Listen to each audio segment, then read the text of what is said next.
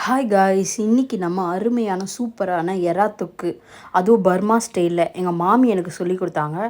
அந்த எறா தொக்கு எப்படி செய்யலான்னு பார்க்கலாமா? அடுப்பு ஆன் பண்ணி ஒரு கடாய் வச்சு ஒரு ஸ்பூன் எண்ணெய் ஆட் பண்ணிவிட்டு இது கூடவே வெங்காயத்தையும் ஆட் பண்ணி வெங்காயம் நல்ல லைட் ப்ரௌன் ஆகிற வரையும் வதக்கி எடுத்துக்கலாம்.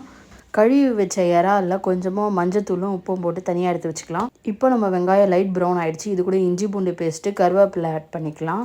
இந்த எறா தொக்கை பொறுத்த வரையும் வெங்காயம் அதிகமாக இருக்கும், தக்காளி கம்மியாக இருக்கும். அதேமாரி தண்ணியும் நம்ம சேர்க்க மாட்டோம்.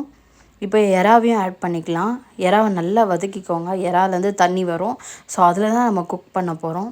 இந்த பர்மா ஸ்டைல் எறா தொக்கில் வெங்காயமும் அந்த எறாவையும் நல்லா வதக்கணும். ஸோ அதுதான் இதில் சூப்பராக இருக்கும், அந்த டேஸ்ட் கொடுக்கும். இப்போ நம்ம கரம் மசாலா ஆட் பண்ணிக்கலாம். ஆட் பண்ணி நல்லா வதக்கி எடுத்துக்கலாம்.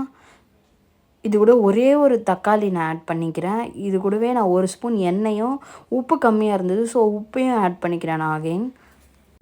இதை எல்லாமே நல்லா வதக்கணும். கிட்டத்தட்ட வதங்கிறதுல தான் இந்த எறா தொக்கே சூப்பராக வரும், பர்மா ஸ்டைல் எறா தொக்கே.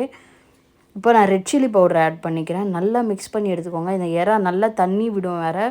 ஸோ நம்ம தண்ணியை ஆட் பண்ண தேவையில்ல. இப்போ 10 நிமிஷம் நான் மூடி போட்டு வேக வச்சு எடுத்துக்கிறேன். அவ்வளோதாங்க, நம்மளோட எறா தொக்கு ரெடி ஆகிடுச்சு. கொத்தமல்லி போட்டு கீழே இறக்கி வச்சிடலாம்.